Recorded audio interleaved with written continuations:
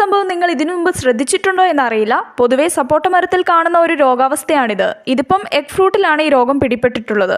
സപ്പോട്ട, star apple, അബിയു, മുട്ടപ്പഴം അങ്ങനെ തുടങ്ങിയ എല്ലാ പഴച്ചെടികളും സപ്പോട്ടേസി എന്ന ഒറ്റ ഫാമിലിൽപ്പെട്ടവരായതുകൊണ്ട് തന്നെ അവർക്കുണ്ടാകുന്ന രോഗങ്ങളും ഏകദേശം ഒരുപോലെയൊക്കെ തന്നെയായിരിക്കും.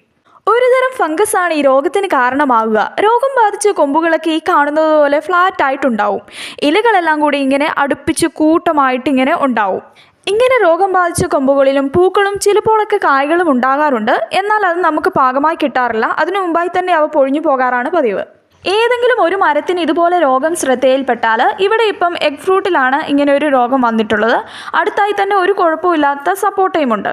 അപ്പം അതിലേക്ക് ഈ രോഗം പടരാനുള്ള സാധ്യത വളരെയധികമാണ്. നമ്മുടെ ഫാമുകളിലും വീടുകളിലൊക്കെ ചിലപ്പോൾ അബിയു മരവും തൊട്ടടുത്തായിട്ട് സപ്പോട്ടയും അങ്ങനെയൊക്കെ നട്ടിട്ടുണ്ടാവും അല്ലേ.